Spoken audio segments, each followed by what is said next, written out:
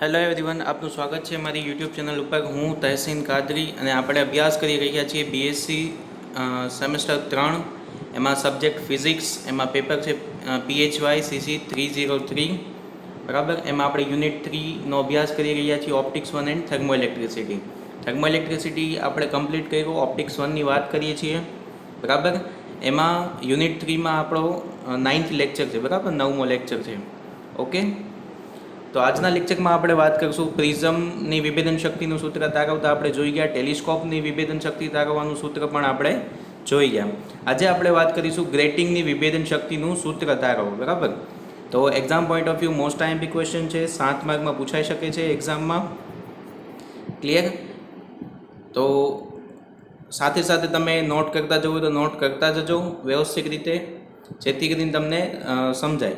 Okay, આ optics 1નો જે syllabus છે એના ટોપિક્સ છે। તો આપણે વાત કરીએ ગ્રેટિંગની વિભેદન શક્તિનું સૂત્ર તારવો બરાબર। તો સૌ પ્રથમ આપણે પહેલાં વિભેદન શક્તિ શું છે એ સમજાવવાનું। તમને પહેલાં પણ કીધેલું છે કે કોઈ પણ વિભેદન શક્તિનો ક્વેશ્ચન પૂછાય, પ્રિઝમ હોય, ગ્રેટિંગ હોય કે ટેલિસ્કોપ હોય, તો તમારે પહેલાં વિભેદન શક્તિ શું છે એ સમજાવવાનું બરાબર। તે મુજબ વિભેદનના મુખ્ય બે પ્રકાર છે, ભૌમિતિક વિભેદન અને વર્ણપટીય વિભેદન। કોઈ પણ બે નજીક રહેલી વસ્તુને જુદા જુદા જોવાની પ્રકાશીય ઉપકરણની ક્ષમતાને તે ઉપકરણ અથવા તો સાધનની વિભેદન શક્તિ કહે છે બરાબર। સામાન્ય રીતે કહીએ તો વિભેદન શક્તિ એ પ્રકાશીય ઉપકરણ દ્વારા માપવામાં આવતો બે વસ્તુઓ વચ્ચેનો અતિ સૂક્ષ્મ ખૂણાનો વ્યસ્ત માપક્રમ છે। ક્લિયર? આ તો વિભેદન શું છે એની વાત કરીએ આપણે। પછી વિભેદન શક્તિ માટે રેલેનું કથન ખાસ આ પણ એમાં દર્શાવવું બરાબર। જ્યારે કોઈ પણ પ્રકાશીય ઉપકરણની વિભેદન શક્તિ માપવી હોય ત્યારે રેલેનું કથન ખૂબ જ મહત્વનું છે। રેલે દર્શાવ્યું કે બે અત્યંત નજીક આવેલી વસ્તુઓને અલગ અલગ જોવા માટે એક વસ્તુનું મધ્યસ્થ અધિકતમ બીજી વસ્તુના પ્રથમ ન્યૂનતમ ઉપર સંપાત થયેલું હોવું જોઈએ, તો જ બે વસ્તુઓ અલગ અલગ જોઈ શકાય છે। ક્લિયર? તો આ થઈ ગયું વિભેદન શક્તિ એટલે શું અને રેલેનું કથન બરાબર। પછી આપણો ક્વેશ્ચન જે છે એ આપણે સ્ટાર્ટ કરવાનો છે, ગ્રેટિંગની વિભેદન શક્તિનું સૂત્ર તારવો બરાબર। તો એમાં આપણે વાત કરીએ, પ્રકાશીય ઉપકરણ દ્વારા અત્યંત નજીકની બે તરંગ લંબાઈ અથવા તો નજીકના બે બિંદુઓને જુદા જુદા જોવાની સાધનની ક્ષમતાને તે સાધનની વિભેદન શક્તિ કહે છે બરાબર। કોઈ પણ એક બિંદુ પાસે તરંગ લંબાઈ લેમડા અને તેની નજીકની તરંગ લંબાઈ વચ્ચેનો તફાવત એટલે કે ડી લેમડા ના ગુણોત્તરને એટલે કે લેમડા અપોન ડી લેમડાને પ્રકાશીય સાધનની વિભેદન શક્તિ કહે છે। આની પહેલાં પણ મેં તમને કીધું હતું, વિભેદન શક્તિ એટલે લેમડા અપોન ડી લેમડા। આ તમે ગોતી નાખો લેમડા અપોન ડી લેમડા એટલે તમને તે ઉપકરણની વિભેદન શક્તિ મળી ગઈ। જો તમે પ્રિઝમ માટે લેમડા અપોન ડી લેમડા ગોતતા હોય તો એ પ્રિઝમની વિભેદન શક્તિ થઈ। જો તમે ગ્રેટિંગ માટે વિભેદન શક્તિ ગોતતા હોય લેમડા અપોન ડી લેમડા ગોતો તો એ ગ્રેટિંગની વિભેદન શક્તિ થઈ ગઈ બરાબર। ઓકે, તો આકૃતિ ખાસ તમે સમજી લેજો। આકૃતિ તમને સમજાશે તો અને તો જ તમને આખો ક્વેશ્ચન આવડશે। ખાલી આકૃતિ તમને આવડતી હશે તો પણ તમે આખો ક્વેશ્ચન સ્ટેપ બાય સ્ટેપ જોતા જશો તો શાંતિથી તારવી શકશો બરાબર। તો આકૃતિ પહેલાં આપણે શાંતિથી સમજી લઈએ। અહીંયા PQ જે છે એ ગ્રેટિંગ છે। હવે હું આશા રાખું છું કે તમે બધાએ ગ્રેટિંગ એટલે શું એ ખબર જ હશે, ગ્રેટિંગ જોયું જ હશે લેબોરેટરીમાં બરાબર।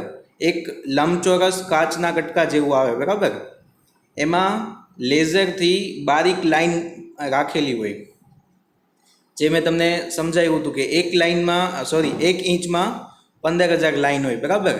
એની ઉપરથી બે લાઈન વચ્ચેનું અંતર હોય એને કહેવાય ગ્રેટિંગ ખંડ એટલે કે ગ્રેટિંગ એલિમેન્ટ બરાબર। તો જે લંબચોરસ કાચના કટકા જેવું હોય જેની દ્વારા તમે સ્પેક્ટ્રોસ્કોપમાં એને માઉન્ટ કરી અને વર્ણપટ મેળવો છો બરાબર। વિવર્તન ગ્રેટિંગનો પ્રેક્ટિકલ આપણે કરીએ છીએ, તો એ પ્રેક્ટિકલમાં જે વપરાય છે એ ગ્રેટિંગની વિભેદન શક્તિ આપણે ગોતવાની છે। તો એ ગ્રેટિંગની આપણે વાત કરીએ છીએ। તો અહીંયા PQ જે છે એક ગ્રેટિંગ મૂકેલું છે બરાબર, એની ઉપર લેઝરથી ઘણી બધી લાઈનો ગાળેલી છે। એ બે લાઈન વચ્ચેનું અંતર જે છે, જાડાઈ જે છે એ ડી એટલે કે ગ્રેટિંગ ખંડ જેટલું હોય, ગ્રેટિંગ એલિમેન્ટ જેટલું હોય, અને ગ્રેટિંગ ઉપર કુલ લાઈન જે છે લેઝરથી ગાળેલી જેટલી લાઈન છે એ N છે બરાબર, કેપિટલ N એ કુલ લાઈન છે બરાબર। એટલે અહીંયાથી પ્રકાશ ગ્રેટિંગ ઉપર આપાત થાય છે, ત્યાંથી તો કે ગ્રેટિંગ પાસેથી વિવર્તન પામી અને ટેલિસ્કોપમાં જાય છે. આ જે છે એ ટેલિસ્કોપનો ઓબ્જેક્ટિવ લેન્સ છે. અહીંયાથી આપણે એને જોતા હોઈએ છીએ, બરાબર. તો હવે વિવર્તન જે છે એ અલગ અલગ પ્રકાશનું અલગ અલગ રીતે થશે. તો અહીંયા બે પ્રકાશના કિરણો દર્શાવેલા છે. એકની તરંગ લંબાઈ લેમડા છે અને એક એની જ બાજુની તરંગ લંબાઈ ડી લેમડા જેટલા તફાવતે રહેલી છે. એ છે લેમડા પ્લસ ડી લેમડા જેટલી, બરાબર. આ જે ટેલિસ્કોપનો ઓબ્જેક્ટિવ લેન્સ છે એનો વ્યાસ છે એ, બરાબર, કેપિટલ એ. હવે તો કે અહીંયાથી પ્રકાશનું કિરણ વિવર્તનના હિસાબે વાંકું વળે અને ટેલિસ્કોપમાં જાય છે અને અહીંયાથી એનું પ્રતિબિંબ રચાય છે, બરાબર. તો અહીંયાથી આખું કિરણ વ્યવસ્થિત રીતે જાય છે. પછી સેમ એક બીજું કિરણ જે છે લેમડા પ્લસ ડી લેમડા તરંગ લંબાઈવાળું, એ પણ ત્યાંથી જ પસાર થાય છે, બરાબર. અને આખું પ્રતિબિંબ અહીંયા રચાય છે, એક લેમડા પાસે અને એક લેમડા પ્લસ ડી લેમડા પાસે. પછી પી ક્યુ, હવે ત્યાંથી જે પેલી લાઈન છે, જે ઘાટી લાઈન છે, ત્યાંથી એક લંબ દોરવામાં આવે છે ક્યુ સાથે, બરાબર, જેને નામ આપ્યું છે આર. અહીંયા આર એક પોઈન્ટ છે અને અહીંયા એક લંબ દોરેલો છે, એટલે અહીંયા કાટકોણ છે એ આર થશે. આ જે ત્રિકોણ છે આર, ક્યુ અને આર ડેશ, એ ત્રિપરિમાણમાં ત્રિકોણ છે, બરાબર. એની પાછળ જે લાઈન છે, જે ત્રુટક લાઈન તરીકે દર્શાવેલી છે, એને આર ડેશ નામ આપેલું છે, બરાબર. ત્યાં પણ એક કાટકોણ બને છે અને એ સળંગ આ રીતે આની સાથે સમતલમાં છે, ટેલિસ્કોપ સાથે સમતલમાં છે એ બંને લાઈન, બરાબર. અને આ આપણું ગ્રેટિંગ છે. તમે ખ્યાલ હશે કે ગ્રેટિંગ છે એની સેજ સાઈડમાંથી, એટલે કે અમુક મિનિમમ ડેવિએશન એંગલ હોય, બરાબર, એ એંગલેથી તમને આખું વર્ણપટ જોવા મળે છે. ક્લિયર? તો આશા રાખું છું કે તમને વ્યવસ્થિત રીતે આકૃતિ સમજાઈ ગઈ હશે, બરાબર. એમાં જે ત્રિકોણ પી ક્યુ અને આર જે બને છે ત્યાં થીટા ખૂણો છે, બરાબર. જે ખૂણો છે એ થીટા છે અને એની જરીક જ બાજુમાં, એટલે કે આપણે કોઈ એક તરંગ લંબાઈ જોતા હોય એની સહેજ બાજુમાં જઈએ તો બીજી કોઈ પણ તરંગ લંબાઈની લાઈન દેખાય, બરાબર. લાલની બાજુમાં બીજી કોઈ લાઈન દેખાતી હોય તો એ પ્રમાણે તમારે સપોઝ કરવાનું છે કે એક થીટા એંગલે કોઈ એક લાઈન દેખાય છે એ લેમડા છે અને ડી થીટા એંગલે કોઈ એક લાઈન દેખાય છે એ લેમડા પ્લસ ડી લેમડા છે, બરાબર. તો જે લાઈન છે ક્યુથી આર, એની ઉપર એક પોઈન્ટ કરેલું છે, એને ક્યુ ડેશ નામ આપેલું છે. અને સેમ પીથી ક્યુ વાળી જે લાઈન છે, એટલે કે ગ્રેટિંગ છે, ત્યાં પણ એક પી ડેશ પોઈન્ટ આપ્યું છે. પી ડેશ પોઈન્ટ એવી જગ્યાએ છે કે જ્યાં ગ્રેટિંગ એલિમેન્ટ છે ડી, એની એક જાડાઈ માટે છે, એટલે કે આ અતિ સૂક્ષ્મ છે પણ તમને સમજાય એની માટે વ્યવસ્થિત રીતે મોટું કરીને દોરેલું છે, બરાબર.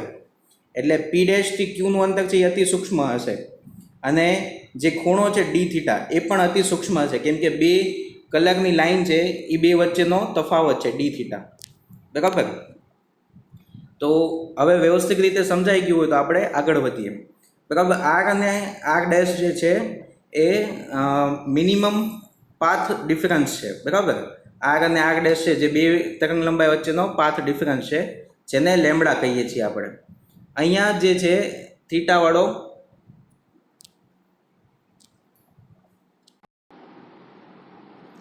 આ જે અહીંયા જે થીટા છે પી ડેશ ક્યુ ડેશ વાળું, બરાબર, એ જે છે એ એન લેમડા જેટલું થાય.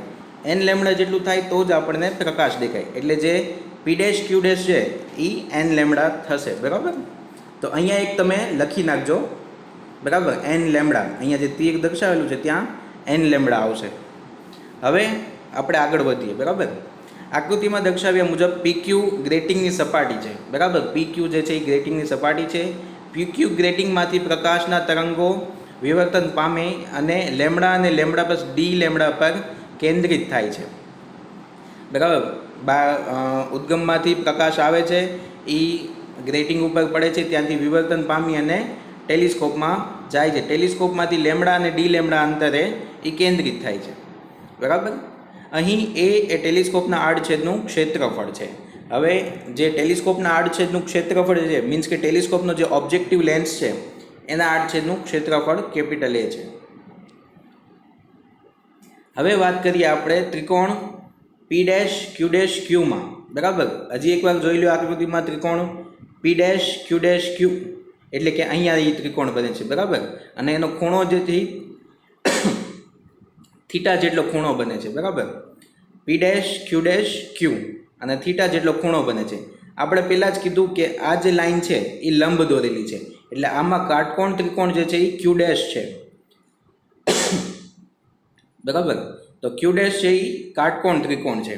એટલે આ જે ખૂણો છે ને પી ડેશ ક્યુ એ થોડુંક ઝૂમ કરીને તમને અહીંયા દેખાડવાની ટ્રાય કરેલી છે. પી ડેશ ક્યુ અને આપણે અહીંયાથી લંબ દોરેલો છે, એટલે આ કાટકોણ છે, બરાબર. આકૃતિમાં તમને કાટકોણ જેવું નહીં લાગતું, પણ એ જ કાટકોણ ત્રિકોણ છે. તો એ ત્રિકોણની વાત કરીએ છીએ આપણે, બરાબર. તો એમાં સાઇન થીટા બરાબર સામેની બાજુ છેદમાં કર્ણ. હવે ખૂણો જે થીટા છે ક્યુ પાસે બને છે, એટલે એની સામેની બાજુ કઈ થઈ? પી ડેશ ક્યુ ડેશ, એના છેદમાં કર્ણ. કર્ણ કયો થશે? આ જે છે એ પી ડેશ ક્યુ, કેમ કે કાટકોણની સામેનો જે ખૂણો હોય એ કર્ણ હોય, બરાબર. તો પી ડેશ ક્યુ. તેથી sine theta is equal to સાબાના છેદમાં કર્ણ પી ડેશ ક્યુ ડેશના છેદમાં P dash Q is equal to, હવે મેં પહેલાં જ કીધું તમને કે પી ડેશ ક્યુ ડેશ જે છે એ એન લેમડા જેટલું છે. આકૃતિમાં તમારે લખવાનું છે, એટલે એ થઈ જશે n lambda upon p dash q જે છે એ ગ્રેટિંગ એલિમેન્ટ જેટલું છે, બરાબર. આકૃતિમાં તમને દર્શાવેલું છે પી ડેશ ક્યુ છે અતિ સૂક્ષ્મ છે અને એ ગ્રેટિંગ એલિમેન્ટ જેટલું છે. તો તમે જોઈ શકો એટલે કે સમજાઈ શકે એટલે થોડું મોટું દોરેલું છે, બરાબર. તો પી ડેશ ક્યુ જે છે એ ગ્રેટિંગ એલિમેન્ટ છે, ગ્રેટિંગ ખંડ જેટલું છે. ક્લિયર? ઓકે. તો હવે sine theta is equal to n lambda upon d. તો એન લેમડાને કરતા બનાવે તો n lambda is equal to d sine theta. તેથી લેમડા બરાબર ડીના છેદમાં એન સાઇન થીટા. આને આપણે સમીકરણ નંબર 1 આપીએ, બરાબર. સમીકરણ 1માં થીટા અને લેમડા ચલિત રાશિઓ હોવાથી સમીકરણ 1નું થીટાની સાપેક્ષે વિકલન કરતા.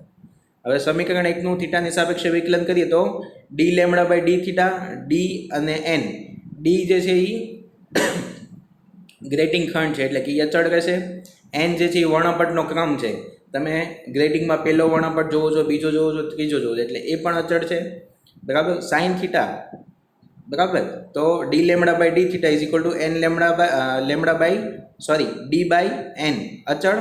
સાઇન થીટાનું વિકલન થશે કોસ થીટા, બરાબર. હવે ડી થીટા જે અહીંયા છેદમાં હતું એને સામેની બાજુમાં જવા જોઈએ, એટલે કે ડી લેમડાને આપણે કરતા બનાવ્યું. તો ડી લેમડા બરાબર ડીના છેદમાં n cos theta d theta, એને સમીકરણ નંબર 2 આપીએ છીએ. હવે વાત કરીએ ત્રિકોણ પી ક્યુ આરમાં, બરાબર. હજી એકવાર આકૃતિમાં જોઈ લઈએ. ત્રિકોણ પી ક્યુ આર, બરાબર. જ્યાં આર જે છે એ કાટકોણ છે અને થીટા ખૂણો બનાવે છે ક્યુ પાસે. ક્લિયર? તો ત્રિકોણ પી ક્યુ આરની વાત કરીએ છીએ, જે અહીંયા વ્યવસ્થિત રીતે તમને દેખાડેલું છે. આર ને કાટકોણ છે, ક્યુ પાસે થીટા બને છે અને અહીંયા પી છે. તો ત્રિકોણ પી ક્યુ આરમાં cos theta is equal to, તો કે પાબાના છેદમાં કર્ણ, પાસેની બાજુ છેદમાં કર્ણ. પાસેની બાજુ કઈ થશે? થીટાની આર ક્યુ થશે, બરાબર. આ પાસેની બાજુ થઈ અને કર્ણ થશે પી ક્યુ, બરાબર. તો કર્ણ જે છે એ પાસેની બાજુ જે છે એ ટેલિસ્કોપના આડછેદના ક્ષેત્રફળ જેટલી થશે અને પી થી ક્યુ અંતર જે છે એ આખી ગ્રેટિંગની લંબાઈ છે, બરાબર. પી ક્યુ જે છે એ આખી ગ્રેટિંગની લંબાઈ છે. તો ગ્રેટિંગની લંબાઈ કેટલી હોય? ગ્રેટિંગનો એક ખંડ છે એની જાડાઈ છે સ્મોલ ડી, બરાબર. ગ્રેટિંગ એલિમેન્ટ છે એ સ્મોલ ડી. હવે એની ઉપર ધારો કે એવી 10 લાઈન છે, તો એ ગ્રેટિંગની કુલ લંબાઈ કેટલી થશે? 10 ડી જેટલી થશે. જો 12 લાઈન હોય તો 12 ડી જેટલી થશે. જો 50 લાઈન હોય ગ્રેટિંગ ઉપર તો એ 50 ડી જેટલી થશે. પણ અહીંયા કેટલી લાઈન છે? કેપિટલ એન જેટલી લાઈન છે ગ્રેટિંગ ઉપર, બરાબર. કેટલી લાઈન છે? કેપિટલ એન જેટલી. એટલે કે ગ્રેટિંગની કુલ લંબાઈ થશે એક એલિમેન્ટની લંબાઈ, એટલે કે ડી ઇન્ટુ કુલ એલિમેન્ટની સંખ્યા, એટલે કે કેપિટલ એન, બરાબર. એટલે ગ્રેટિંગની કુલ લંબાઈ થશે ડી ઇન્ટુ કેપિટલ એન, જે પી ક્યુ છે. આર ક્યુ બરાબર આડછેદનું ક્ષેત્રફળ ટેલિસ્કોપના. કઈ રીતે? હજી એકવાર આકૃતિ જોઈ લઈએ, બરાબર. આર થી ક્યુ અંતર, એટલે કે આ એ સમાંતર રીતે ટેલિસ્કોપમાં પ્રકાશ આપાત થાય છે. એટલે કે ટેલિસ્કોપનો જે વ્યાસ હશે એ જ આર થી ક્યુનું અંતર હશે, બરાબર. જે આખું તમે આ જોઈ રહ્યા છો લંબચોરસ ટાઈપનું. તો જેટલું આર થી ક્યુ અંતર હશે એટલો ટેલિસ્કોપનો આડછેદનું ક્ષેત્રફળ હશે, આડછેદનો વ્યાસ હશે. ક્લિયર? ઓકે, તો હવે આમાંથી કેપિટલ એને કરતા બનાવ્યું તો capital A is equal two dn cos theta, સમીકરણ નંબર 3. કેપિટલ એ મળી ગયો, બરાબર. અહીંયા સમીકરણ 2 માં શું મળ્યું આપણે? ડી લેમડા, બરાબર. અહીંયા કેપિટલ એ મળ્યું. હવે વાત કરીએ ત્રિકોણ આર ક્યુ અને આર ડેશમાં, બરાબર, જે ત્રિપરિમાણમાં બે લાઇનથી બને છે ત્રિકોણ, બરાબર. તમારી આકૃતિમાં તમે જોતા જશો. તો આર ક્યુ અને આર ડેશની વાત કરીએ છીએ તો જ્યાં આર ડેશ જે છે કાટકોણ ત્રિકોણ છે અને ક્યુ પાસે ડી થેટા જેટલો ખૂણો બનાવે છે, બરાબર. હજી એકવાર દેખાડી દઉં, બરાબર. ત્રિકોણ આર ક્યુ આર ડેશની વાત કરીએ છીએ, બરાબર. હા, અહીંયા ડી થીટા જેટલો ખૂણો બને છે અને આર ડેશ છે એ કાટકોણ છે, બરાબર. અને કર્ણ બનશે એની સામેની બાજુ કાટકોણની, એટલે કે ક્યુ થી આર જેટલું અંતર જે છે એ કર્ણ થશે. ક્લિયર? તો ત્રિકોણ આર ક્યુ આર ડેશની માં સાઇન થીટા બરાબર પાસેની બાજુ છેદમાં કર્ણ. તો પાસેની બાજુ કઈ થશે? આર ડેશ ક્યુ.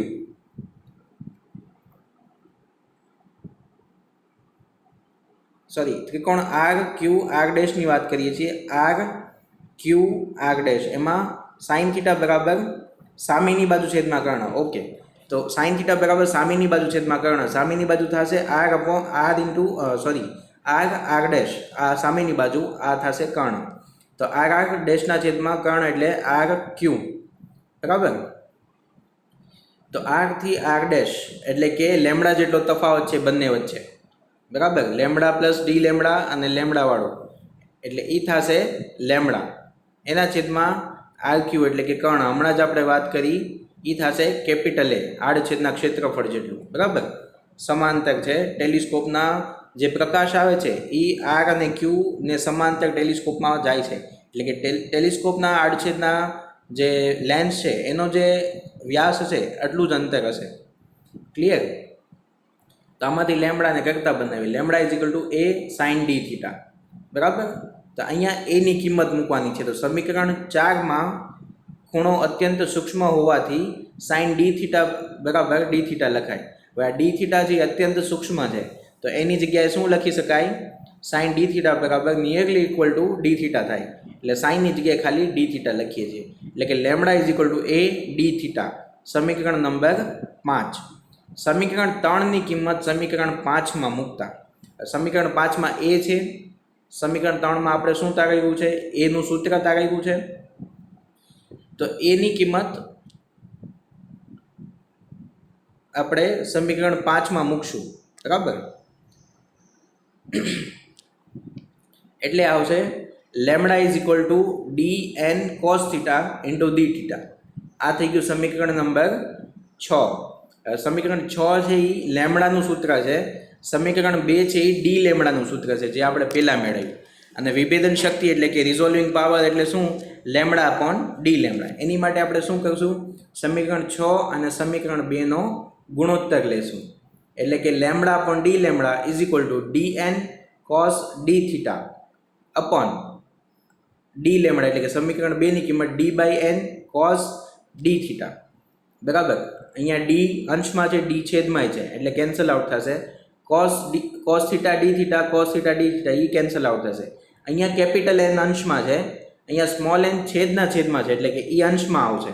એટલે lambda upon d lambda is equal to n into capital n, જ્યાં સ્મોલ એન જે છે એ શું છે? વર્ણપટનો ક્રમ, બરાબર. પહેલો વર્ણપટ, બીજો વર્ણપટ, ત્રીજો વર્ણપટ, ગ્રેટિંગમાં અનંત સુધી વર્ણપટ મળે. તો સ્મોલ એન જે છે એ ગ્રેટિંગનો વર્ણપટનો ક્રમ છે અને કેપિટલ એન છે એ ગ્રેટિંગ પરની કુલ લાઇનની સંખ્યા છે, બરાબર. ગ્રેટિંગ એલિમેન્ટની કુલ સંખ્યા છે, ગ્રેટિંગ ખંડની કુલ સંખ્યા. ક્લિયર? તો આપણને સૂત્ર મળી ગયું lambda upon d lambda is equal to n into capital n, બરાબર.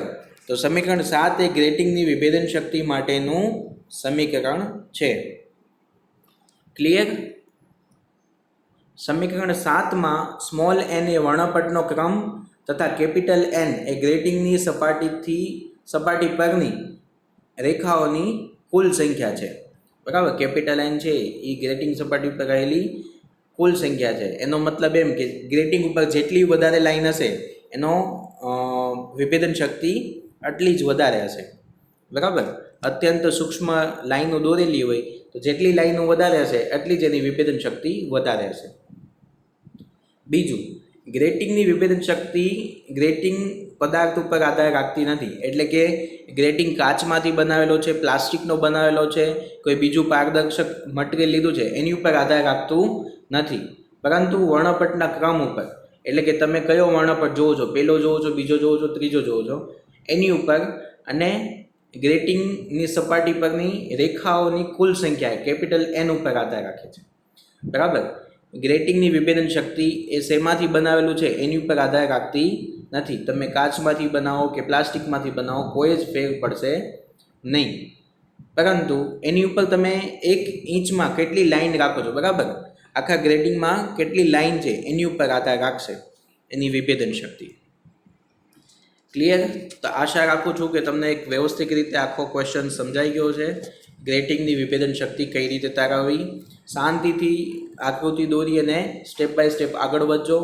3 ત્રિકોણ છે અને ક્યાંથી કયા ત્રિકોણમાં કયો ખૂણો લેવાનો છે આટલું જ તમારે ધ્યાન રાખવાનું છે. પછી બધું ભેગું કરી અને છેલ્લે લેમડા અપોન ડી લેમડા તમારે ગોતવાનું છે. હવે આટલું તમને ખ્યાલ આવે છે કે લેમડા અપોન ડી લેમડા ગોતવાનું છે, તો પહેલાં આપણે ડી લેમડા ગોત્યું, પછી લેમડા ગોત્યું. લેમડાના સૂત્રમાં એ આવતું હતું, એટલે કે એ એટલે કે આડછેદનું ક્ષેત્રફળ, એટલે કે આપણે એનું સૂત્ર પણ તારાવ્યું અને બધી કિંમત મૂકી અને ફાઇનલ ઇક્વેશનમાં મૂકી દીધું, જેથી આપણને ગ્રેટિંગની વિભેદન શક્તિ લેમડા અપોન ડી લેમડા મળી ગઈ. ક્લિયર? તો આશા રાખું છું કે તમને સમજાઈ ગયું છે. ન સમજાય તો તમે ક્વેશ્ચન પૂછી શકો છો. Thank you very much. આટલું શાંતિથી તમે આખો લેક્ચર સાંભળ્યું.